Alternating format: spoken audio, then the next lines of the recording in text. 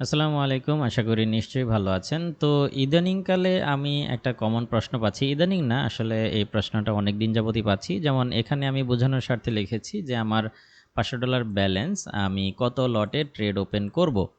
তো এইটা বোঝানোর স্বার্থে লিখেছি। এটা একেকজনের ক্ষেত্রে একেক অ্যামাউন্ট হয়ে থাকে। কেউ বলে আমার $100 ব্যালেন্স, কেউ বলে $5000, কেউ বলে $10,000।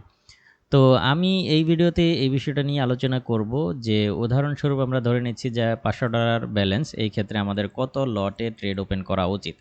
তো এইখানে একটা বিষয় বলে রাখা ভালো, এই প্রশ্নটা করা যতটা সহজ, এর উত্তর খুঁজতে গেলে অনেকগুলো বিষয় সম্পর্কে আমাদের আসলে জানতে হয়। সেই ক্ষেত্রে হচ্ছে যিনি প্রশ্ন করেছেন তার ট্রেডিং অভিজ্ঞতা কতদিনের, এই ব্যাপারটা জানতে হয়। একই সাথে জানতে হয় তার অ্যাকাউন্ট ক্যাটাগরি কী, কারণ অ্যাকাউন্ট ক্যাটাগরি এখানে খুবই গুরুত্বপূর্ণ, যেহেতু অ্যাকাউন্ট ক্যাটাগরির ভেতরে অনেক কিছু লিমিট থাকে, অ্যাকাউন্টের লেভারেজ থাকে, অনেক কিছু থাকে। যেমন আমরা যদি দেখি যে কিছু কিছু ব্রোকার হচ্ছে সেন্ট অ্যাকাউন্ট প্রোভাইড করে, কিছু কিছু ব্রোকার মাইক্রো অ্যাকাউন্ট প্রোভাইড করে, আবার কেউ কেউ হচ্ছে ইসিএন চার্টে ট্রেড করে। এখন ইসিএন চার্টের ক্ষেত্রে যেমনটা হয়ে থাকে যে ট্রু ইসিএনে দেখা গেছে যে 0.1 লটের নিচে হচ্ছে ট্রেড ওপেন করা যায় না।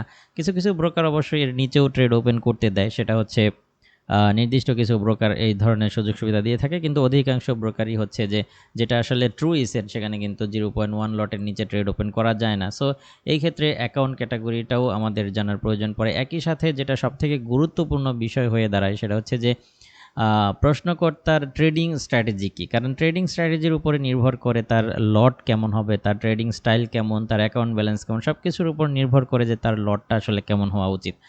তো এখানে আমি এই ভিডিওর পরবর্তী অংশে যাওয়ার আগে আমি পরামর্শ দিব যে আপনারা যারা বিগিনার রয়েছেন তারা অবশ্যই আপনার ট্রেডিং স্ট্র্যাটেজি আপনার মেন্টরের সাথে শেয়ার করবেন, আপনার ট্রেডিং স্টাইল আপনার মেন্টরের সাথে শেয়ার করবেন। আপনার মেন্টর আপনার ট্রেডিং স্টাইল দেখে, আপনার ট্রেডিং স্ট্র্যাটেজি দেখে যদি আপনার মেন্টরের অভিজ্ঞতার স্তর ভালো হয়ে থাকে, একজন অভিজ্ঞ মেন্টর যদি উনিও হয়ে থাকেন, তাহলে নিঃসন্দেহে তিনি আপনার ট্রেডিং স্টাইল দেখে আপনাকে একটা লট নির্ধারণ করে দিবেন এবং সে আপনাকে এই বিষয়ে অবশ্যই গাইড করবেন যে আপনার কত লটে ট্রেড ওপেন করা উচিত বা আপনার ট্রেডিং স্টাইল পরিবর্তন করা উচিত কিনা ইত্যাদি বিষয়ে। তো এই হচ্ছে ব্যাপার, আশা করি বুঝতে পেরেছেন। এবার যদি আমরা ভিডিওর পরবর্তী অংশে চলে যাই, এখানে আমি সংক্ষেপে কিছু ট্রেডিং স্ট্র্যাটেজি নিয়ে আলোচনা করেছি এবং ওই ট্রেডিং স্ট্র্যাটেজি অনুযায়ী অ্যাকাউন্ট ব্যালেন্স অনুযায়ী আপনাদের বা আমাদের লট কেমন হতে পারে সেই ব্যাপারটাও আলোচনা করব। তবে ভিডিওর এই অংশে আমি আগেই বলে রাখি যে এখানে আমি যে ব্যাপারগুলো নিয়ে কথা বলবো, এই ব্যাপারগুলো সম্পূর্ণই আমার অভিজ্ঞতা থেকে শেয়ার করব। সেই ক্ষেত্রে আমার এই কথার সাথে আপনি একমত নাও হতে পারেন, কিংবা আমার এই আলোচনা ইন্টারন্যাশনাল স্ট্যান্ডার্ড মেনটেন নাও করতে পারে। সেই ক্ষেত্রে আমার এই কথাগুলো মেনে চলা কিংবা অ্যাভয়েড করা এটা সম্পূর্ণই আপনার ব্যক্তিগত ব্যাপার। তো আমরা যদি প্রথমে আলোচনা করি যে আমাদের ট্রেডিং স্ট্র্যাটেজি যদি হয় যে ডে ট্রেডিং, এই ক্ষেত্রে আমরা দিনে একটা ট্রেডই নিব এবং আমরা সেই ট্রেডে অবশ্যই এসএলটিপি ইউজ করব, অর্থাৎ প্রপার স্টপ লস এবং টেক প্রফিট দিয়ে আমরা উক্ত ট্রেড ওপেন করব। সেই ক্ষেত্রে আমাদের প্রতি $100 সমান সমান আমরা 0.01 লট ব্যবহার করতে পারি। পর্যায়ক্রমে ব্যালেন্স বাড়ার সাথে সাথে লটও বাড়তে থাকবে। যেমন $5000 যদি ব্যালেন্স হয় উক্ত স্ট্র্যাটেজিতে, সেই ক্ষেত্রে আমরা 0.50 লটে ট্রেড ওপেন করতে পারি। এই ক্ষেত্রে আমি এখানে লটটা একটু বেশি নিয়েছি এই কারণে, কারণ এই ট্রেডিং স্ট্র্যাটেজিতে আমরা দিনে একটা ট্রেড নিব এবং সেটা প্রপার টেক প্রফিট এবং স্টপ লসটা আমরা মেনটেন করব। এক্ষেত্রে প্রফিট এবং লস যাই হোক আমরা মার্কেট থেকে বের হয়ে যাব। সেই ক্ষেত্রে আমাদের লট যদি ওই আকারে না হয়, সেক্ষেত্রে কিন্তু খুব বেশি একটা প্রফিট কাউন্ট করা যাবে না। এবং পরবর্তী যে স্ট্র্যাটেজি নিয়ে আমরা আলোচনা করব সেটা হচ্ছে মার্টিঙ্গেল ট্রেডিং স্ট্র্যাটেজি। যদি মার্টিঙ্গেল ট্রেডিং স্ট্র্যাটেজি হয়ে থাকে আপনার, সেই ক্ষেত্রে আমি রিকমেন্ড করি যে প্রতি $500 কিংবা $1000 ব্যালেন্সও যদি হয়ে থাকে, তাহলেও এই ধরনের বা এই স্টাইলে যেই ট্রেডাররা ট্রেড করে তাদের একদম সর্বনিম্ন যে লটটা রয়েছে সেটা দিয়েই ট্রেড ওপেন করা উচিত। অর্থাৎ $500 কিংবা $1000 ব্যালেন্স যাই হোক না কেন, এই ট্রেডিং স্ট্র্যাটেজির ট্রেডারদের 0.01 লট স্টার্টিং লট হওয়া উচিত। এই ক্ষেত্রে আমি রিকমেন্ড করি যাদের মার্টিঙ্গেল ট্রেডিং স্ট্র্যাটেজি যারা ফলো করেন, তাদের যদি $5000 ব্যালেন্সও হয়, তাদের স্টার্টিং লট 0.01 সেন্ট হওয়া উচিত। কারণ মার্টিঙ্গেল ট্রেডিং স্ট্র্যাটেজিতে দেখা যায় যে মার্কেট মুভ করতেছে, তো এই সমস্ত সুইং পয়েন্টে এসে একটা সেল নিল এবং মার্কেট আরও উপরে গেল, আবার সেল নিল, আরেকটু উপরে গেল, আবার সেল নিল, আরেকটু উপরে গেল, আবার সেল নিল।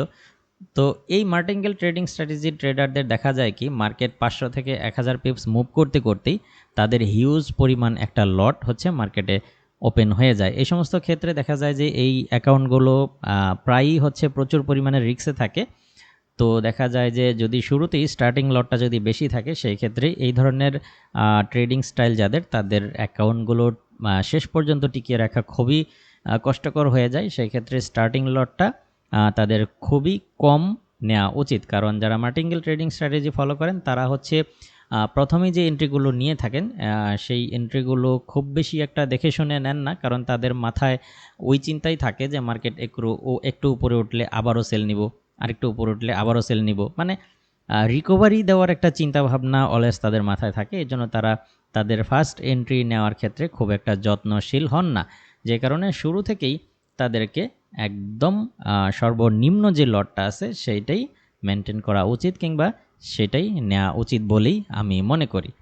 তো এরপরে যদি আমরা চলে আসি যে স্ক্যাল্পার যারা রয়েছেন, স্ক্যাল্পিং আসলে এইটা আসলে একটা গোলক ধাঁধার মতো একটা স্ট্র্যাটেজি। কারণ যারা স্ক্যাল্পিং করেন, এখন স্ক্যাল্পারদের অনেক ক্যাটাগরি আছে। কেউ হচ্ছে যে এসএলটিপি দিয়ে স্ক্যাল্পিং করেন, কেউ আবার এসএলটিপি না দিয়ে স্ক্যাল্পিং করেন, কেউ আবার হচ্ছে গিয়ে নিউজ টাইমে স্ক্যাল্পিং করেন, কেউ আবার হচ্ছে গিয়ে নর্মাল টাইমে স্ক্যাল্পিং করেন। মানে স্ক্যাল্পিং একটা গোলক ধাঁধার একটা মানে স্ট্র্যাটেজি। তো এইটা নিয়ে কথা বলতে গেলে আসলে মানে অনেক পর্যবেক্ষণ করে আসলে এটা নিয়ে বলা উচিত, কারণ এক একজনের স্ক্যাল্পিং স্টাইলটাও হচ্ছে এক এক রকম হয়ে থাকে।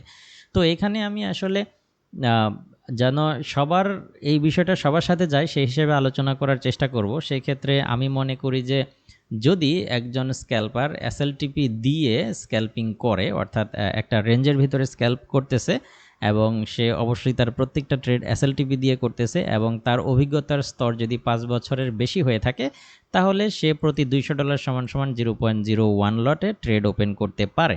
এখন অনেকেই প্রশ্ন করবেন, যদি $200 না থাকে, $100 থাকে, আমি বলবো যে $100 থাকলে আপনার স্ক্যাল্পিং করার দরকার নাই। আপনি মানে আর একটু বেশি ডিপোজিট করতে পারলেই পরে স্ক্যাল্পিং করবেন, আর না হলে দরকার নেই। আর নয়তোবা স্যান্ট অ্যাকাউন্ট বা মাইক্রো অ্যাকাউন্টে ডিপোজিট করবেন, এটা আমার পরামর্শ।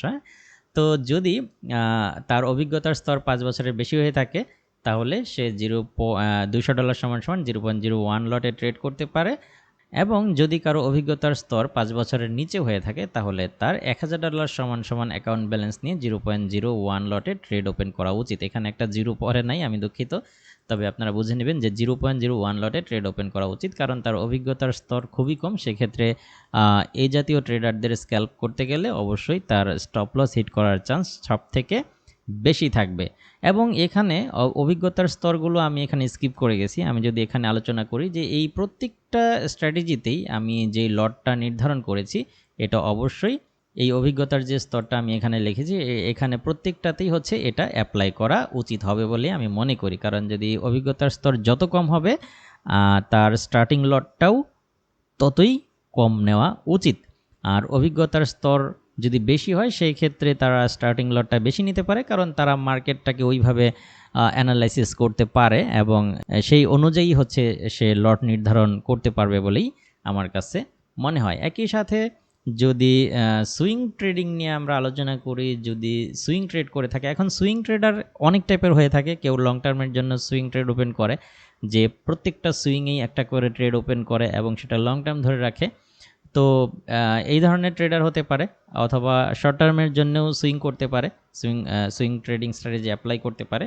তো এই জাতীয় ট্রেডারদের জন্য আমার রিকমেন্ড হচ্ছে প্রতি $500 সমান সমান সে 0.01 লট নিয়ে স্টার্টিং লট ওপেন করতে পারে, এবং এই ক্ষেত্রে ব্যালেন্স যত বাড়বে সেই ক্ষেত্রে তার লটও একইভাবে একই রেশিওতে বাড়তে থাকবে। এবং $10,000 যদি তার অ্যাকাউন্ট ব্যালেন্স হয়ে থাকে, তাহলে 0.50 লটে সে স্টার্টিং লটে একটা ট্রেড নিতে পারে। এবং একই সাথে এই অভিজ্ঞতার স্তরগুলো এখানে প্রত্যেকটা স্ট্র্যাটেজিতেই আমরা অ্যাপ্লাই করব।